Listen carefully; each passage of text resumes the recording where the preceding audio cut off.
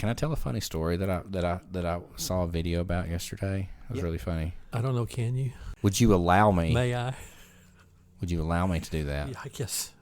So now it's not really going to be that funny. It's going to fall flat. But it was Jay Leno talking about, he was having a conversation with Barack Obama before Barack Obama ran for president, or when he was running for president or whatever. He had Barack Obama's cell phone number in his phone, and he said, in this conversation with him, I would love to have you on the Tonight Show when you become the president, because it would be the first time we've ever had a sitting president on the Tonight Show. Barack was very cordial about it and said, sure, that'd be great, And Jay had these friends who were his friends from like 8th grade on, who've been his friends into adulthood, and they're all sitting around like a golf cart one day, and they're talking about President Obama, and he says, yeah, I have President Obama's cell phone number in my phone.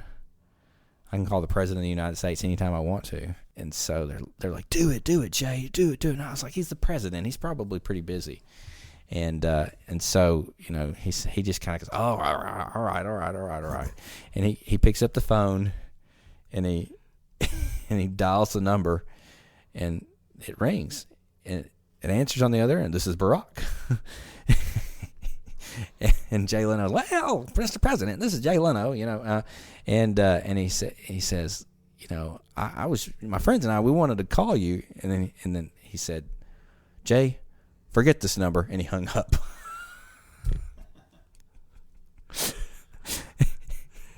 And hey, President Obama, he just said, I'm a stupid comedian. Why would the President of the United States answer my phone call? But Prince Albert can let him out.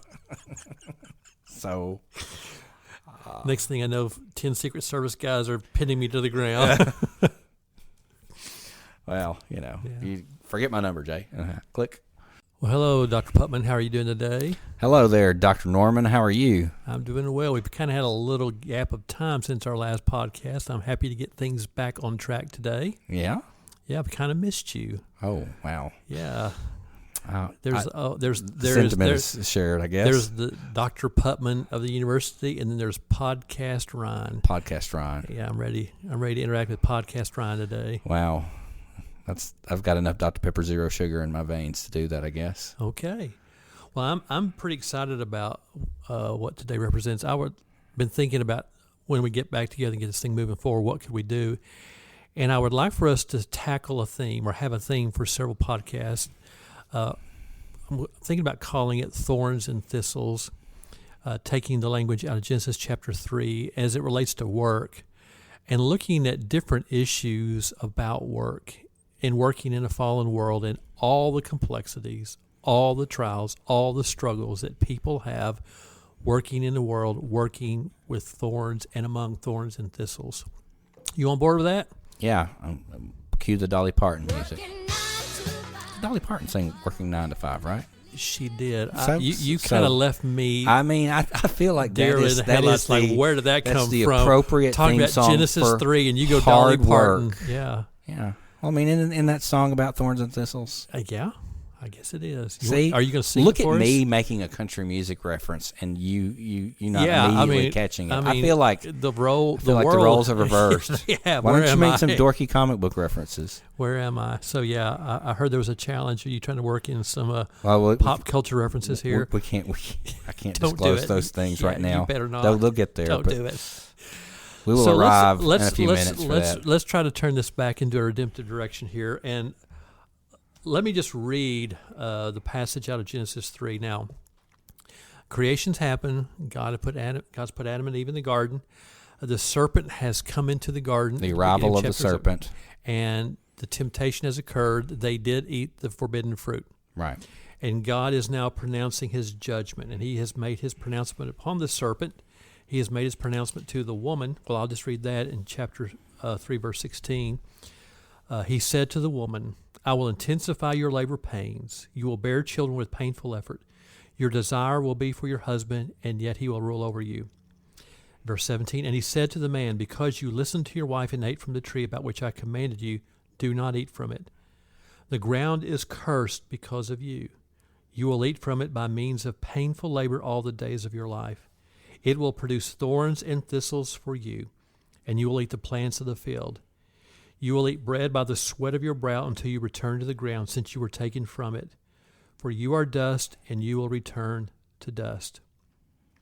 So here we have God's pronouncement upon the sin of Adam and Eve, and by that and through that, the curse pronounced upon creation and the curse pronounced on humanity, all of the descendants of Adam and Eve. It's a pretty abysmal picture. Of course, it's earlier bleak. There are intimations and prophecies related to a coming Redeemer.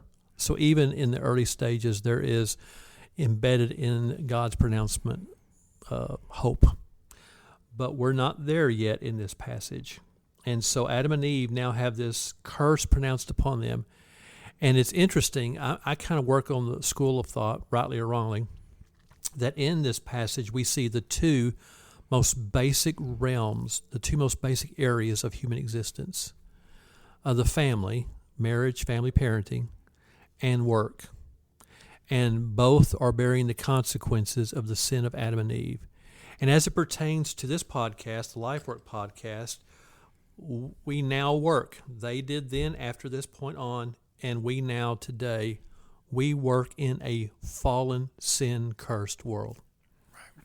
And the Bible describes that in very poetic and very graphic terminology, thorns and thistles. Right. Our work now suffers as a result of sin. Our work now bears the consequences of the curse. So I just want to kind of maybe for this podcast kind of work our way through some ideas and observations about the curse, about its reality, about its implications and direct bearing upon work. So it's interesting that the ground is cursed because of you.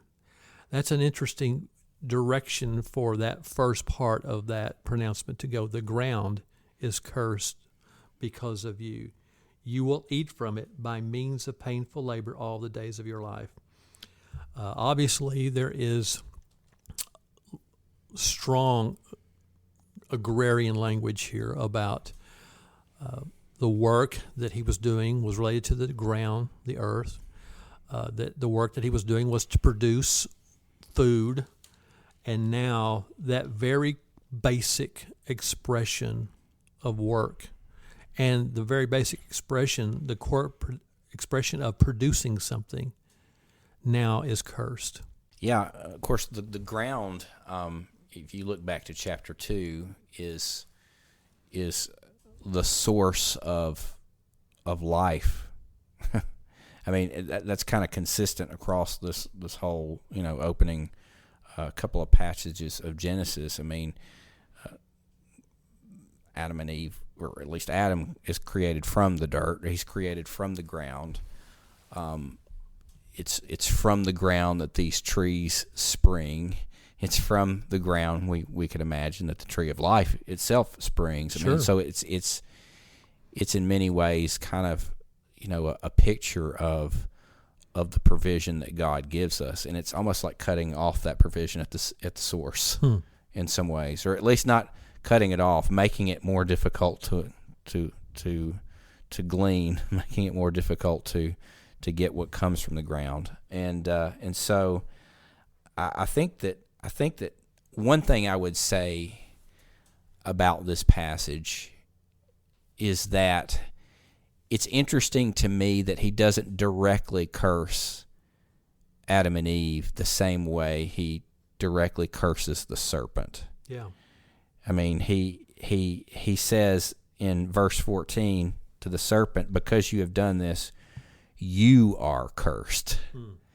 And even though Eve is going to suffer in childbirth, even though there's going to be stress and this additional conflict that's placed on marriage and family life that's described here in the description that he says to the woman, and even though he tells the man very plainly, you're going to suffer because of what you've done, you're going to work with painful labor, which they had not experienced that before in Eden.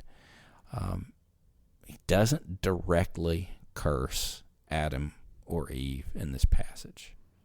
Well, he does directly curse Cain in the next passage. But I think what that kind of communicates to me is that he could have just let them die right there on the spot.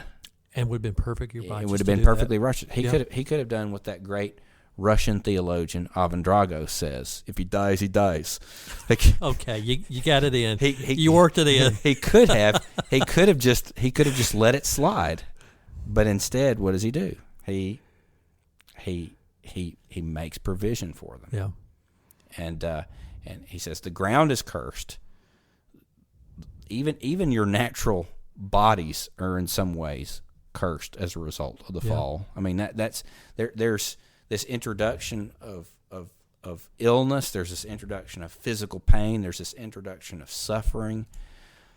I had one of those really profound theological conversations the other day with my 7-year-old, and she asked. Those are the worst. She asked the hardest questions. I know.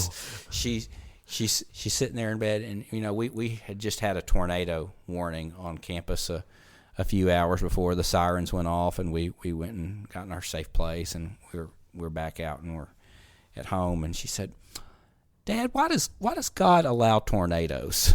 And again, even 7-year-olds are aware of the problem of evil. If God is all good and God is all powerful and God is all wise, then why does He allow evil and suffering? And again, I took her back to the fall. Well, Adam and Eve disobeyed. Yeah. Well, when Adam and Eve disobeyed, the world as we know it was put under a curse. And we read in the Bible, in Romans 8, that creation is groaning. Yeah. Creation itself, like the world itself, suffers. There's a sense in which it's not just humanity that suffers for sin. Right. Animals suffer for sin. Plants suffer in not in a rational sense, not in having an emotional response, but creation is disrupted from God's original intention for it. Yeah. And that's across the board. And all creation, Paul personifies creation, groans, ironically, like a woman in labor. Yeah. I mean, he's pointing back, I think, very consciously to Genesis 3 here, saying that this world is not what it's intended to be right now. Yeah. But this is on the way to it becoming exactly what God wants it to be. There are several. Since I've started this journey several years ago about work and theology work, doctrinal work, doing a lot of reading, consuming a lot of different materials on this, and several of my readings have pointed out that one of the expectations God had pre-fall and post-fall related to the cultural mandate of be fruitful, multiply, fill the earth, watch over it, take care of it kind of thing, was that humanity was to produce from creation good things, to be productive. And I don't think it's accidental. I think it's quite intentional that in God's curse communicated to the woman that her producing children from her body, the act of birthing, is now affected by the fall, the curse. Right. And the man producing food from the ground is affected by the curse. Right. I think that, and I'll speak just for me, but I don't think it's just related to me, that living in the world we live in with all the realities and the pace and all the things coming at us, even followers of Jesus struggle to remember our work is under the curse. Yeah.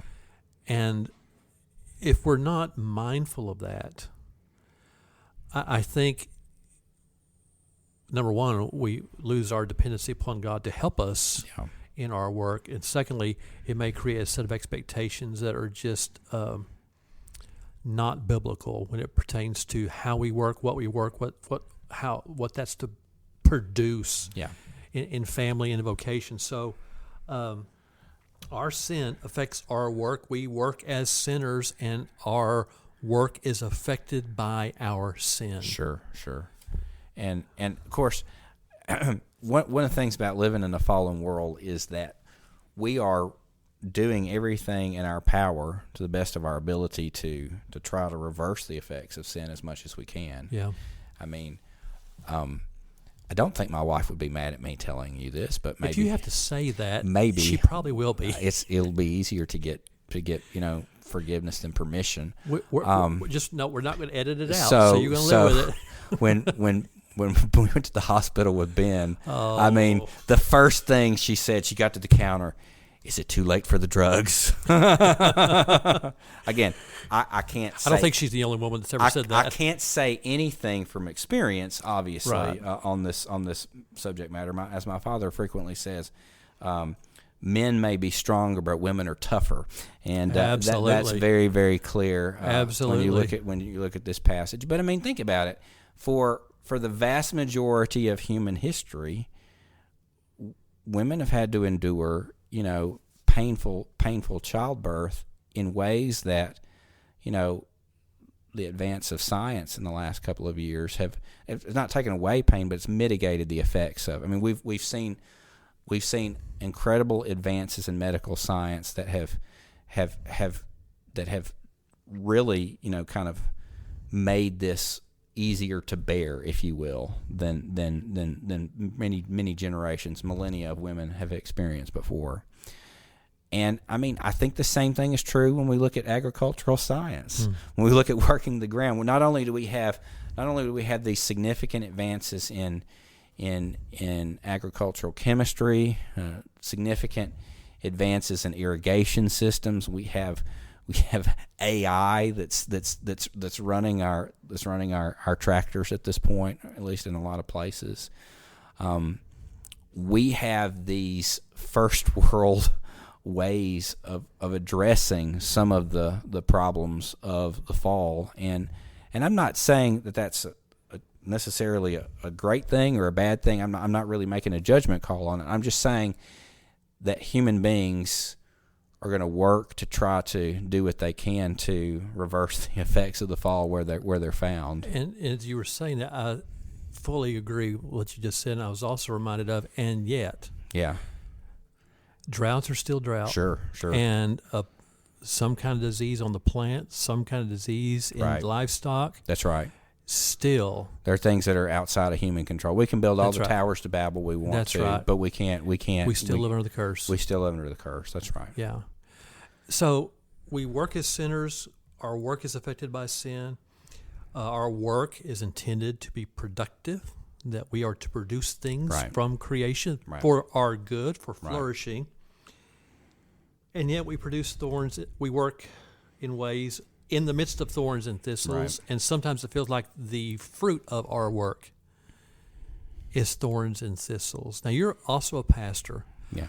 How do you counsel someone that comes to you? Maybe they have, maybe they haven't. Just they're so frustrated about their job, about their work, because I work hard. It doesn't seem to make a difference. I gave it my best shot and it failed. This, that, and the other. How do we see redemption in the midst of working thorns and thistles? Well, every workplace has its difficult challenges, doesn't it? Oh, yeah. I mean, save for maybe Williams Baptist University, which is a perfect place to work, perfect boss, and Bill fell out of the chair. He dies. Yeah, Bill fell out of the chair, spilled coffee all over himself. So I think that any work, regardless of where you work or whether you're successful in your work or really whether you're not successful in your work, I mean, how do you measure success in work anyway? I mean, there are a lot of people who have very high-paying jobs and they're miserable in their work. Yeah. You have people who have low-paying jobs who are very content, who experience a lot of satisfaction, a lot of joy in what they're doing. So I don't think we measure success or contentment based on finances. No.